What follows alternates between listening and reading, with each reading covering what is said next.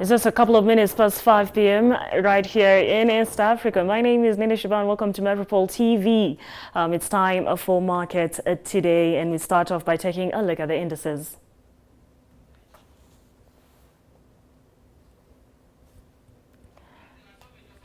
All right, so we'll start off with the NSE 30 share index that saw an upgrade of 0.29%, standing at 2,790.98 points. The 25 share index that also saw an upgrade of 0.12% and rested at 3,891.13 points. And the NSE all-share index that stagnated at 157.79 points. Moving on swiftly to the gainers. Top gainer at the end of the closing bell at the NSE today is the Housing Finance Group that saw a movement to the upside of 8.8%. We also have the eGoods Limited that saw a pump up of 4%. Stanlib Fahari saw another pump up of 2.75%. Liberty Kenya Holdings also saw an upwards move of 2.7%, and Total Kenya also saw a pump up of 2.6%. Looking at the losers, the first one that saw a downgrade is the Mumias Sugar Company Limited that saw a downgrade of 9%. Followed by Kenya Airways Limited, so a downgrade of 6.3%. Uchumi Supermarket, so a downgrade of 5.5%. Kipchoge Tea Company rested at 5.16%. Nairobi Business Ventures, so a downgrade of 5%. And TransCentury Limited, so a downgrade of 4.63%.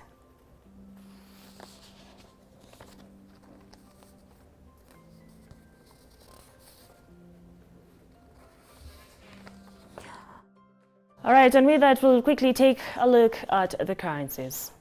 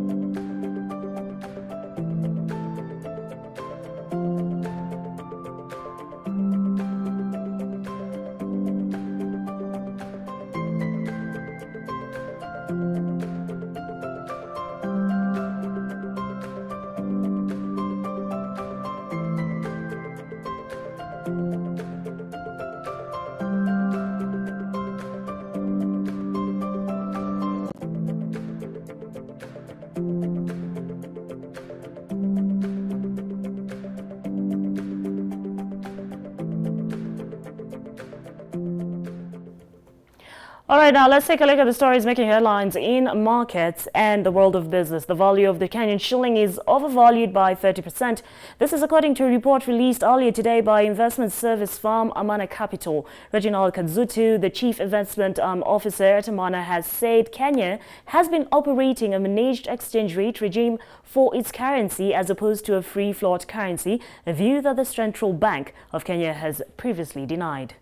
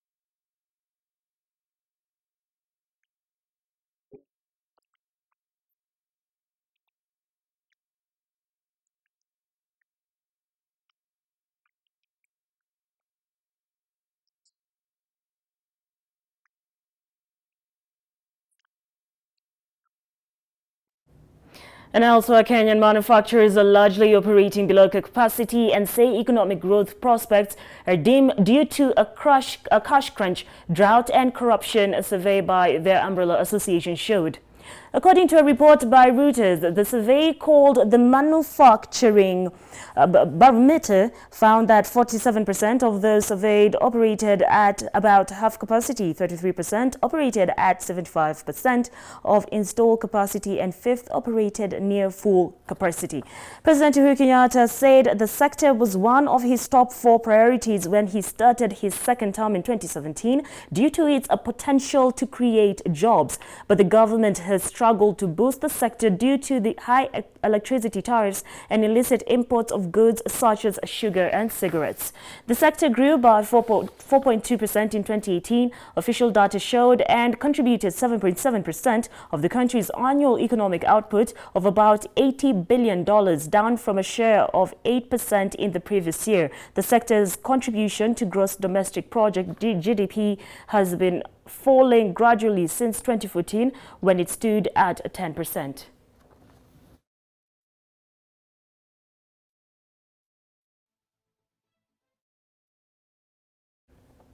Moving on, cereal growers have opposed the government's plan to import duty-free maize in July. According to the farmers, the government's assertion that the country is facing a shortage of maize is not genuine. The farmers contend that they have not been consulted on their decision to import the maize. The farmers argue that the declared maize importation window coincides with the start of the harvest season in the South Rift that accounts for 3 to 4 million bags of maize annually. In addition to that, the farmers speaking under their umbrella body of the Cereal Farmers Association want the government to pay them 2 billion shillings from the maize they supplied to National Cereals and Produce Board in 2017.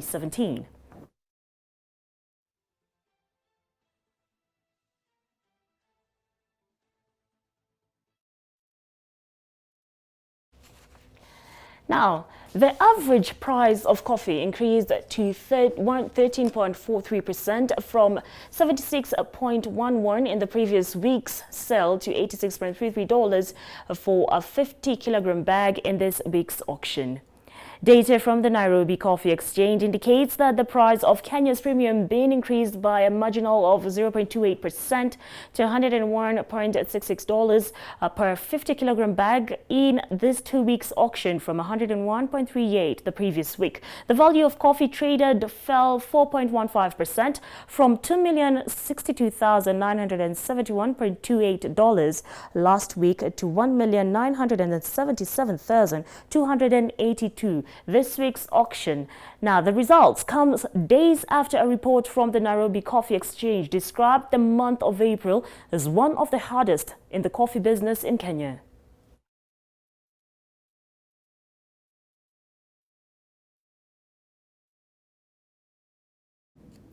The Kenyan shilling has weakened today due to an increased dollar demand from oil importers, traders have told Reuters. Earlier today, commercial banks quoted the shilling at 101.05 buying, 101.25 selling per dollar compared to 100.95 buying and 101.05 selling at Tuesday's close. Here's a look at today's indicative exchange rates for selected currencies.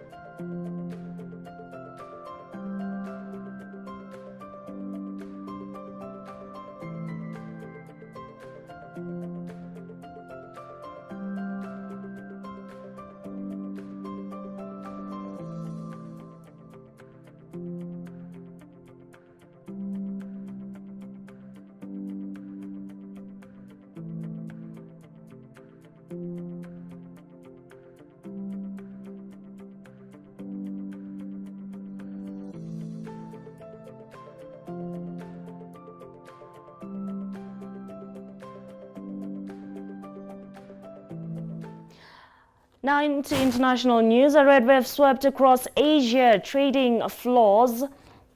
Sorry about that. Wednesday, as investors grew increasingly concerned that the China-US trade deal, which appeared all but ready to sign, could fall through. Now, after months of healthy gains across the markets this year, Donald Trump's threat to hike tariffs on $200 billion of Chinese inputs from Friday caused shockwaves and rekindled the specter of a trade war between the planet's two biggest economies. And while Beijing insisted it would still send its top negotiator to planned talks in the U.S. on Thursday and Friday, observers said confidence has been shattered, with uncertainty reigning ahead of the high-stakes meeting. Asian markets staged a minor recovery Tuesday following the previous day's pummeling, which came in response to Trump's warning. But a blowout on Wall Street continued in Asia, with investors running for the hills. Shanghai and Hong Kong each tanked more than 1%, with investors also spooked by weaker than forecast export data out of Beijing that highlighted the impact of the trade war on China and global economy. Tokyo shed 1.5% by the close, while Sydney and Seoul each fell 0.5%. Singapore dropped 1% and Manila was 1.4% lower. Taipei, Bangkok, Mumbai and Jakarta also sank.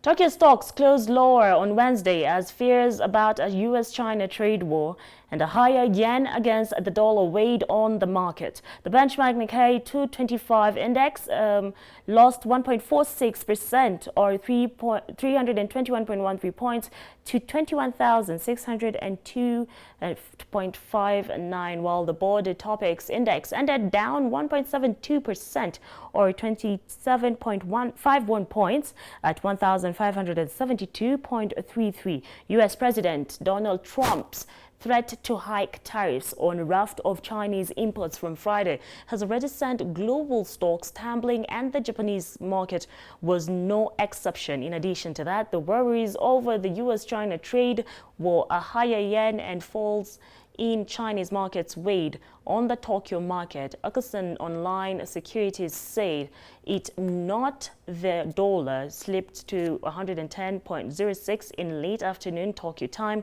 from 110.10 yen in early Asian trade and from 110.25 yen in New York. Toyota ended down 0.95% at 6,759 yen after the auto giant said its annual net profit fell by a quarter despite record sales, blaming investment losses.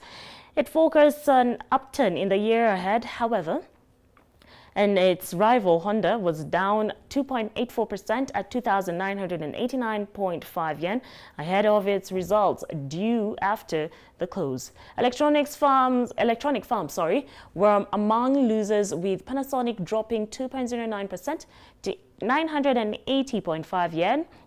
TDK ending down at 2.63% at 9,250 yen, and Sharp down 2.83% at 1,130 yen.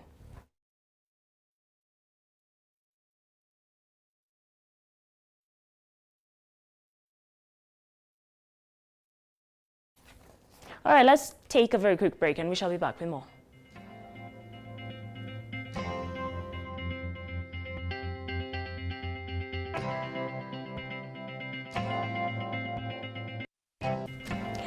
All right, welcome back. You're still watching Markets Today right here on Metropole TV. Now, the value of the Kenyan shilling is overvalued by 30%. This is according to a report released earlier today by the investment service firm Amana Capital.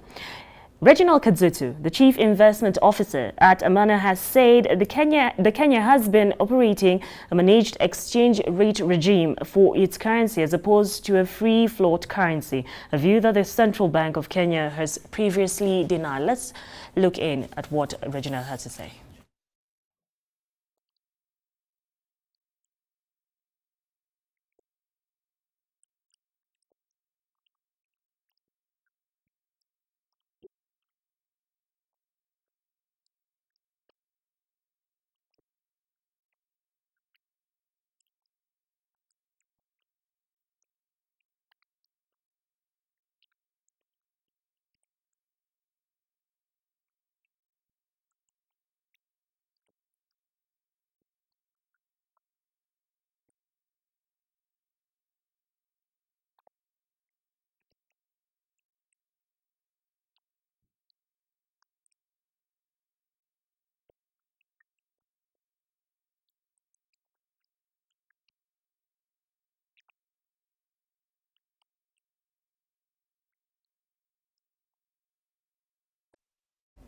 All right, now that was Reginald Kadzutu, and we were fortunate enough to get him into our studio this evening. He is the Chief Investment Officer from Amana Capitals. A very good evening to you, Reginald. Good evening. All right, now, with that said and done, why do you think that the Central Bank of Kenya is managing the shilling? Because if you look at every economic parameter which points or which helps in terms of getting the value of a currency, all of it points at the shilling being overvalued at the current price of 100. The shilling has been moving. Yes, in 2009 it was around 72, now it is at 100. And it had been moving in tandem with some of these matrices, but it reached a point where it just got stuck around 100. You find it goes to 101, comes back to 100, goes to 99, comes back to 100, which is unexplainable. The only explanation that we have so far is from the IMF saying that these guys are managing the Kenya shilling, because ideally if you put all those factors into cognizance, that the shilling should be moving. It may not drastically devalue by 30% overnight, but ideally over time, from when it stagnated around 100 and stopped moving from there, we expected it to have continued with the same trend with the other parameters. So our question and the uncertainty that comes is what is supporting it at that level, is what answers that we've not been able to get, because then we cannot just say it's market forces keeping it there, but every economic parameter which also defines the market forces is not telling us that it's supposed to be at that value of 100. All right, so before we move even any further, what determines the value of the shilling, Reginald? The value of any currency, like any commodity, is demand and supply. So you look at the factors that affect demand for the currency or supply for the currency. If there is more demand for the shilling, then it strengthens in value vis-a-vis the US dollar. And I'll use the example of the US dollar because that's our reserves are in US dollars, and we pay for our imports in US dollars. If there is more supply for the shilling, then the shilling is supposed to lose value vis-a-vis, again, the benchmark rate of the US dollar. So if you look at factors that affect the demand and the supply of the Kenya shilling, you would look at one, inflation, you would look at interest rates, and you'd look at money supply. Inflation is measured using the consumer price index, and inflation in itself is not bad if it is driven by demand. If it's demand push inflation, you'll find it will not have a negative impact on the currency, on the value of the currency, because there's demand. That means there's aggregate growth and big productivity in the market. So there is still demand for the currency, which cancels out those inflationary pressures. But the inflation we've had in Kenya has not been demand push. It's been more of demand pull has been more of cost push in inflation. So it's costs that have been going up. And that type of inflation has a devaluating effect on a local currency, because in the essence of it increases the cost of goods, it widens the current account deficit, and also that's number one. Number two is what affects demand and supply of the currency is your current account deficit or current account balance, mainly looking at import exports and inflows into the country, primary income or secondary income. And if you look at those also, because when you are importing more, that means there's demand for the US dollar more than demand for the shilling. If you are exporting more, then there's more demand for the shilling than for the US dollar. Or if there are more inflows coming into the country, whether as investments, remittances, and all that, then you get that affects demand of the currency. Then money supply is generally, if the money supply in a country grows vis-a-vis the benchmark country, which is the US dollar, then you'll find your currency will also weaken because there is more supply of that currency. So there's no scarcity. So there's more supply, that means it reduces the demand, then it has an impact on the value of the currency. All right then. Now on that note, what are the risks that Kenya faces in operating a managed shilling? Number one, if the shilling doesn't go to its natural value and it's kept at a certain level, your exports become expensive vis-a-vis your competitors. So your exports become competitive because they become a bit more expensive. The costs So of, there's no chance of business, really. yeah, the costs of imports also become expensive because the currency is stronger. You need more shillings to get dollars. I know you need less. It makes the imports a bit cheaper, but makes exports when we're exporting to the other countries, it makes them a bit expensive, so they become uncompetitive. Another impact that you have is uncertainty, because at some point in time something has to give, and if you are running an import business, you don't want the shilling to devalue when you have a bill to pay in dollars, or you're about to restock, or you've already sold in shillings at a certain rate. Then for you to restock, you have to get the shilling devalues. So it gives you a lot of uncertainty in the market, which is not good for any business. It has a positive impact though, because with the amount of foreign debt that we have, if the shilling moves from 100 to 105, the debt repayment that the burden that country has skyrockets, which might just make the country not be able to actually pay their debt on time. You have to restructure quite a bit of things. So, and that's, I think, the main reason why the shilling will keep on being put It's being managed at the range there, just because of the 2.5 trillion foreign denominated debt that we have. So Reginald, you could say this is the reason why it's so important for the CBK to manage the Kenyan shilling, and they're avoiding it from being in a free float currency. That's definitely the main reason, because if, as I said, if the shilling just goes even to 105, the debt service burden to the country skyrockets, and it becomes unsustainable to the extent that it can actually collapse the economy. So they will not allow the shilling to move freely up to that level. If a currency is truly free float, then I should be allowed to go buy $1 million, keep it in my mattress for speculation reasons, because I should be able to trade on the currency. Whether I'm importing or exporting, doesn't matter. If I wish to buy dollars and keep dollars and exchange them back to the shilling when the shilling has lost value, that's trading, that's free float. You're allowed to speculate on the currency. Yeah. Central bank has been on the record warning people against speculating on the exchange rate, speculating on the currency. Then that beckons the question that, and is it free float? It's, for example, Safaricom coming to tell you cannot buy Safaricom shares because we know you are buying them because you know you want the price to go high and sell it at a higher price. Then you don't have a market if you cannot speculate on a commodity. And once you cannot speculate on a commodity and the trading of it becomes controlled, that means you can get dollars for importing, get dollars for exporting, or when you are traveling and stuff like that. But I can't generally just trade and say I want to put a bet against the shilling, is going to devalue, so I want to buy dollars. That's truly a free float currency.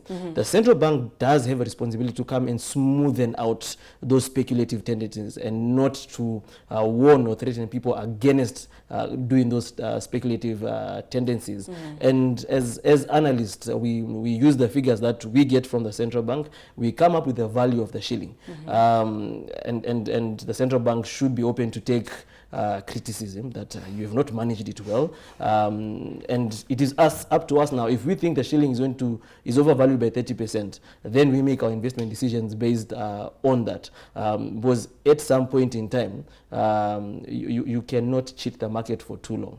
And that's why we suggested that you rather let it go to its natural position when you're controlling it than when market forces actually truly push it to where it's supposed to. All right, now let's take a look at the forex reserves now. Are our forex reserves increasing or decreasing? Of the current month, they actually reduced to 5.1 months of import cover. What would you attribute this to? Definitely market activity in terms of smoothening, maybe also be interest payments and debt repayment payments, because especially for foreign debt, it's in dollars. We cannot pay it in shillings, and if you don't have the dollars, you have to go to your reserves and remove the money from there and pay. If anything actually happens to the balance of payment or our current account, a small blip or glitch, it will actually wipe out the reserves if we have to pay out any interest or any principal repayment in US dollars.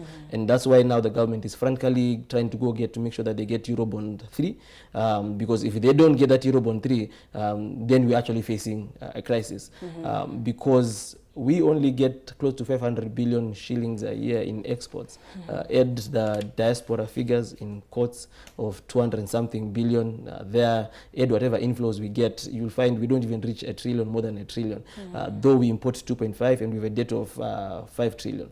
So you'll find that the demand for the dollar is persistently high, and it's a chronic problem that we will have as long as we cannot generate enough foreign currency from our exports or attract enough foreign currency. We'll always have a problem that we have to go borrow in dollars to clear another debt. And what we are basically doing is trying to borrow our way out of debt, which is... It's a cycle. Yeah. All right. So, and what role does the local interest rate on the exchange, what role does it play on the exchange rate regime? Ideally, when you use, the central bank can use interest rates to, one, attract foreign inflow of funds. There's something called interest rate parity, where funds flow to where they are earning higher. So at where the rates are currently, where they've been trending, where their rates have been coming down, you find we become uncompetitive compared to our compatriots in the continent, Ghana, Egypt, even Uganda, whose rates are higher. So if I'm a foreign investor or a foreign fund manager, I would rather buy an Egyptian treasury bill or a Ghanaian treasury bill because I'm getting a higher return than coming here to get 6% added country risk, inflation, and all that. Then you end up, my real return is 1%, 0.5%. Then I'd rather just put the money in a US deposit at 1-2% with no added risk. So interest rates either strengthen or weaken your currency. When you increase your interest rates, ideally your currency is also supposed to strengthen. When you reduce your interest rates, however, an easy monetary policy like currently what we have, then that should also put pressure on your local currency. Reginald, after all this has been said and done, do you foresee a recession? If certain policy measures are not put in place, I think a recession is inevitable in the short run. We might come out and say, yes, GDP grew by 6.3%, but the method we calculate GDP is value added. We are measuring output. So a factory has produced 10 bottles of oil. That's GDP growth. But what the 10 bottles of oil bought, that's not factored into GDP. So if you look at most of the statistics from debt to currency, interest rate, fiscal policy, employment numbers, everything is pointing for us to entering a protracted recession.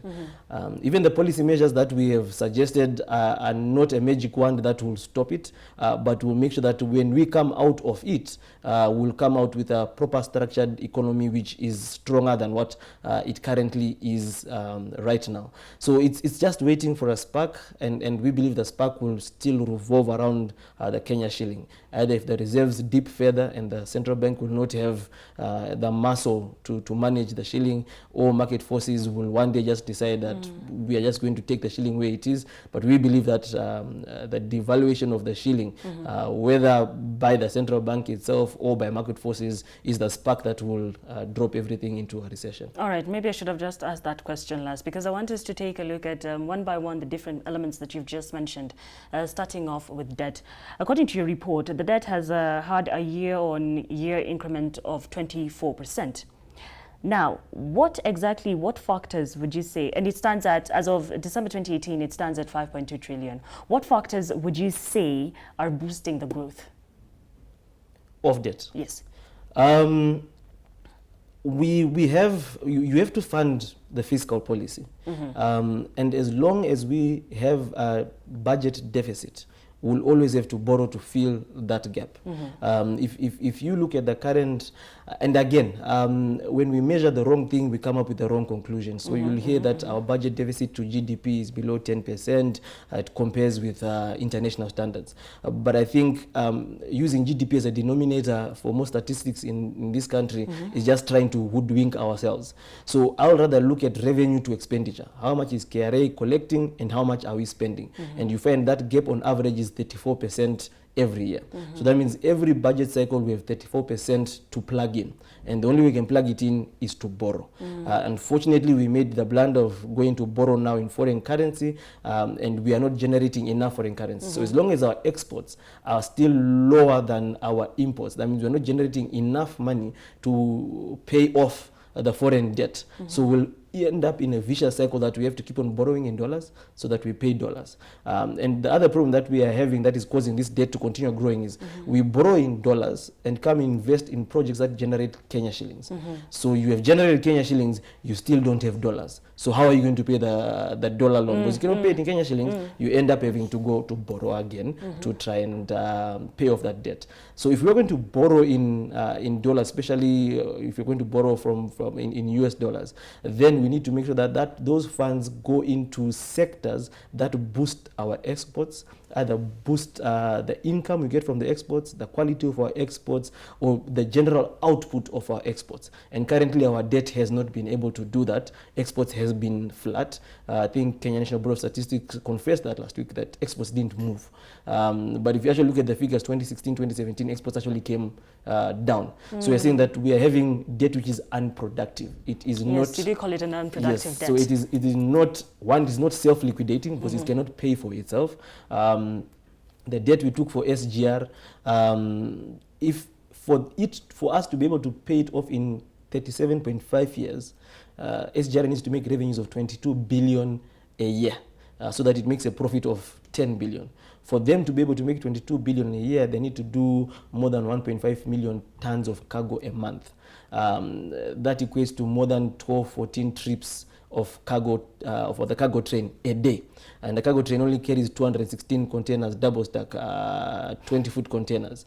You might be able to do that from Mombasa to Nairobi, but you won't be able to do that from Nairobi back to Mombasa. So in essence, hypothetically, we should be able to pay it in 37.5 years, but with the figures on the ground and the mathematics, that is a debt that even your children will still be paying for by the time maybe they're seated on the same seat you are sitting on. Okay, you don't want them to be journalists. Moving on swiftly, Reginald. Yes. How will we move away from this? How can this be rectified? I think as a country... So that my children actually don't suffer and they don't have to pay for for this debt. I think we need to take hard policy decisions. And the first one that will continue trumpeting is we need to increase funding to the agricultural sector. But even before we do that, we need to agree as a country that we are an agricultural economy. We are not a service economy, we are not a manufacturing economy. Let's stop wasting time trying to build sectors that don't benefit the economy. Pump money into the agricultural sector, both money and technical support, mechanize the agricultural sector. It is literally a shame when your bread basket and your highest export earner is dependent on the rain. Then you wonder why you need a Minister of Agriculture. You need a priest who will be lit praying for rain every day, because that is what we actually need in the agricultural sector, rain. So if we pump funds and technical support in that sector, it supports 70% of all the employed people in the country. 64% of most SMEs are agri business. The economy itself, 37% direct is agriculture, followed by manufacturing, and our manufacturing is 80-90% agro processing. So if that sector actually grows, really grows, not this 6.8% growth that we're being told, if it grows, two things happen. Employment in that sector either increases, or the income to the factors of production in that sector increase, the owners of capital and the laborers. When they increase, they start demanding more bread, more milk. They start demanding the nice watches, the bicycles, the motorcycles, the suits, and every other industry starts developing. Once we start doing that and we balance our budget, we cannot grow an economy when you are running huge deficits that you are not able to fund, because you're not generating enough revenue to fund them. So if we can balance our budget by taking again hard measures, cutting costs, the cost of running government, fund the agricultural sector technically and financially, then we start making strides towards the right direction. Okay, now since we're already on that road, there's so much to talk about, and I can see the director is already telling us to wrap things up. Now let's delve into the fiscal policy. What are your sentiments on the 2.7 trillion budget increment from 2.5 to 2.7? My only problem with the fiscal policy this year, last year, and a couple of years, it's a bit unbalanced, for lack of a better word, confused. Because you cannot have an expansionary fiscal policy at the same time you are increasing taxation. So you are pulling in two opposite directions, and when you pull in two opposite directions, you remain in the same spot. Yeah. So your fiscal policy becomes a document that doesn't help much. With also the problem that we have with fiscal policy is absorption rate of whatever they've planned. The ministries don't absorb that much. So again, it's good on paper. As long as it's not being implemented, it doesn't help anything. And finally, 90% or close to 60%, 70% of that budget is recurrent expenditure. All right. I can't go without us touching on employment. According to the government surveys, there's an increment of employment, but the common Mwananchi is in disbelief because he does not feel the employment. Where is the loophole in the employment sector, and how does it affect the economy? The problem with the employment figures that we have, if you look at youth unemployment, it has been stagnant for the last 4 or 5 years at 26%, 25, 26%. It hasn't changed. So that's a fact. That means there are no jobs that have been created in that area. And if you notice all the employment jobs that we hear of 800, 900,000, 90% of them are coming from the informal sector. If you look at the informal sector's contribution to GDP over the last 5, 6 years, it has actually been on a decline. And the problem with the informal sector, it becomes very hard to verify whether we actually created 700,000 jobs. Because if you get a job at the construction site and the construction gets finished in 3 months and you're unemployed for the rest of the 9 months, you have been already booked as you have been employed. So jobs in the informal sector are not quality jobs. So someone gets employed for 1 month, is unemployed for 11 months, but will come and report that the informal sector created 700,000 jobs. So the economy has not been growing jobs at a paltry rate of around 4%, 3% per annum. And that again goes to testify that the economy is actually not growing. Thank you. That was Reginald Kadzutu in our studio just to delve deeper into the Amana Capital survey report, rather. My name is Nina Shaban. Don't go anywhere. Metropole TV has a lot of programs lined up for you. I'll see you at 7 p.m. with more news. Thank you so much for getting time to see us.